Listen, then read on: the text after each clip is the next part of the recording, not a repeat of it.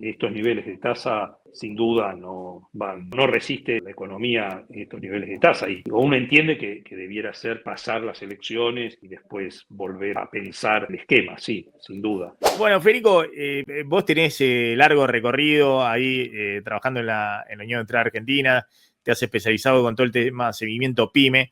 En los últimos tiempos, hacen encuestas todo el tiempo y conferencias y reuniones de pymes. ¿Qué está pasando con esta tasa de interés exorbitante y cómo estás viendo la macro en este contexto, ¿no?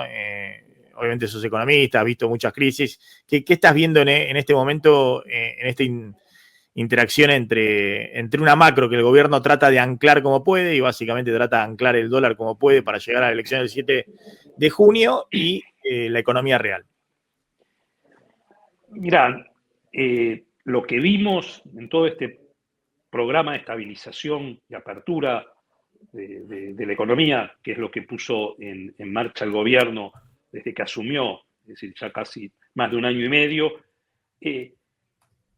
bueno, es que el nivel de actividad, y ahora me refiero a este año, se deterioró en las pymes. Nosotros ya tenemos 3 trimestres que el PMI, que es un indicador sintético de actividad, lleva debajo de 50, es decir, en niveles recesivos. Estoy hablando de pymes manufactureras, es decir, empresas entre 20 y 250 empleados. Bueno, esto por un lado. Por otro lado, tenés un proceso de distorsión de precios relativos donde los precios de las pymes manufactureras no pueden trasladar a precios los aumentos de costos que vienen teniendo, márgenes más reducidos y un aumento de la importación que está hoy en niveles máximos de los últimos 20 años, ¿no es cierto? Sí. Y como consecuencia de esto, lo que tenés es que el empleo está siendo la variable de ajuste. Todo el año pasado tuvimos la mayor caída interanual del empleo pyme manufacturero después de la crisis del 2009. Y ya llevamos 9 trimestres consecutivos de caída. Este trimestre que está en marcha, digamos, nosotros teníamos los datos del segundo trimestre, el tercero también va a ser de caída por todo lo que uno recoge, más con el apretón monetario del cual hablabas. Y eso va a ser igual a la caída que hubo primer trimestre 2019, segundo trimestre 2020. Y eso te diría que es lo que más preocupa en un mundo también que está desplegando vastas políticas industriales, en un mundo donde va a haber mucho desvío de comercio y la Argentina, digamos, en términos de la defensa de su mercado interno, la verdad que no está mostrando una política adecuada a esto. Y lo otro que te diría es, sí, era esperable que en un escenario de normalización, de estabilización, después de más de 15 años de estancamiento y muchas distorsiones macroeconómicas, tuvieras impacto en empleo. Pero acá no hay ninguna política desarrollada para minimizar ese impacto.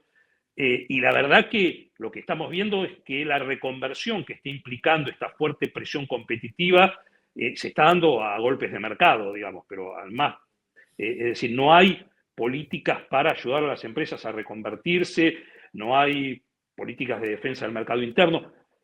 Ojalá que el problema de, digamos, la variable dólar, digamos, que es algo que les preocupa, y el tema del desempleo hagan que tengan una visión más pragmática de lo que está pasando en el tejido productivo. Ahora, ¿ves en esta dinámica tasa dólar, en la coyuntura, en base a tu experiencia, cómo termina? Bueno, a ver, Maxi, digo, como bien decís, tenemos experiencia de que al final del día la política económica de la Argentina de largo plazo se hace toda a partir de cortos plazos. Y siempre hay que apretar los dientes y pasar el mal trago. Y apretar los dientes y pasar el mal trago, en términos de lo que estás planteando, es subamos la tasa, sequemos la plaza de pesos, que no se nos vaya el dólar. Eso implica algo anterior, que es que tuviste una sobrevaluación del peso. Bueno, digo, ¿por qué llegamos a esta coyuntura? Que pasó también, digamos, con el gobierno de Macri, que pasó. Y si no, lo otro que pasa es que tenés todo encepado como hizo Alberto Fernández. Entonces, digo, lo que tenemos que, me parece, tener es una visión más de largo plazo cuando desarrollamos políticas de estabilización, por ejemplo, viste, yo sé que es fácil decirlo, es difícil hacerlo, pero tener, digamos, más poner en la balanza el nivel de actividad con el proceso de desinflación y jugar con eso. Digo, cuando jugás todo a un proceso de desinflación que además encontró su techo, su techo, que bien vale decir que ha sido muy exitoso, y bien vale decir también que lo que recibieron fue la peor herencia desde el 2002 para acá. En ese sentido, digo, hay que reconocer que en esa materia han sido muy exitosos, pero también podrían haber, te vuelvo a decir, tener una visión un poco más equilibrada para no tener que llegar a esta situación, que el apretón monetario va a ser muy, muy duro en términos del financiamiento de las empresas, en particular de las pymes, que vos sabés que son las que tienen más necesidades de capital de trabajo porque tienen menos poder de negociación con sus proveedores y por lo tanto los proveedores le acortan los plazos de pago y con los clientes, y los clientes le tiran para adelante los plazos de cobro, entonces tienen más necesidad de capital de trabajo y tienen, dada la falla de mercado, de problemas de información, asimetría de información, problemas de tamaño y demás, están restringidas en el acceso al financiamiento. Y ahí también, de nuevo, digo, ¿cómo no desarrollar una política de acceso al financiamiento a pymes con subsidios de tasa, como en su momento se hicieron? Yo cuando estuve en la subsecretaría, eso lo desarrollamos muchísimo. Bueno, ahí, viste, lo que diría es esto, deberían tener una visión un poco más equilibrada del proceso económico. Sí, pero esa visión vos lo conocés a Milei, a todo el entorno, también conocés a Caputo, a Bausili, y todo eso no es hoy lo que está sobre la mesa. Lo que pasa es que, bueno, ellos creían que ordenando la macro, sin duda era la prioridad. Ahora está en una situación donde ya la tasa de interés real positiva de 10 puntos por arriba de la inflación, una tasa del 30 era elevada. Te habías quedado sin monetización de la economía, sin dólares, sin pesos, tenías que bajarla y te fuiste a una tasa ahora del 80, no sé, del 70, del 80. Es una cosa, una locura donde claramente no funciona. Entonces, mirando para adelante, todos dicen, bueno, está muy claro, digamos, ganar la elección y después veremos dónde se equilibran libremente el mercado cambiario y el mercado monetario, la tasa de interés, ¿no? Digamos, habrá un nuevo equilibrio. ¿Vos coincidís con eso, digamos, que después de la elección esto solo puede ser transitorio? Bueno, sí, estos niveles de tasa sin duda no resiste la economía estos niveles de tasa. Y digo, uno entiende que debiera ser pasar las elecciones y después volver a pensar el esquema, sí, sin duda. Mi observación tenía que ver con que frente a una coyuntura determinada, digamos, siempre uno, digamos, tiene una empatía y entiende que se tengan que tomar determinadas medidas frente a una coyuntura. Ahora, ¿cómo llegaste a esa coyuntura? En realidad la pregunta tiene que ser esa, porque de nuevo, frente a la situación dada, bueno, sí, digamos, soluciones extraordinarias, pero son soluciones que muy, muy costosas en términos de lo que está haciendo este proceso, que ya de por sí es un proceso que está generando un fuerte impacto sobre el entramado PYME. Está bien. Martín, una para Poli.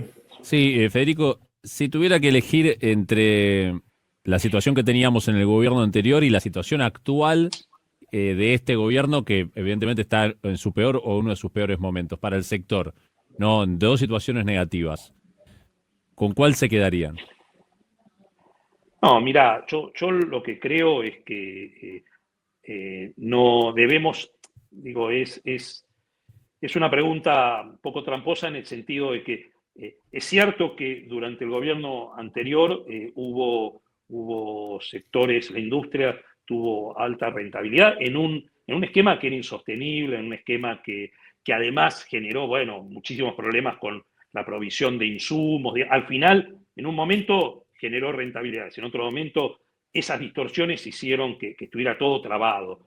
Y la verdad, más allá de que algunas empresas tuvieran rentabilidades extraordinarias y uno entendía también que esos márgenes tenían que acotarse, no es sostenible y no había un proceso, eso no dispara un proceso de inversión porque se sabía que todos esos desequilibrios eran insostenibles. Digamos, lo que hizo este gobierno, y uno aplaude, es normalizar la economía, quitar todas esas, las IRAs y demás mecanismos,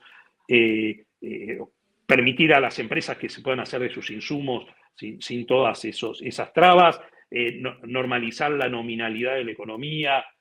Bueno, todo ese proceso uno lo aplaude y creo que es el camino correcto. Ahora, sin duda, lo otro era insostenible y no era algo que la industria viera como un escenario deseable. Así que acá lo que hay que hacer, sí, por eso digo, tratar de minimizar impactos, tratar de ir a un esquema que sea más sostenible que con estas tasas y estos problemas con el nivel del dólar.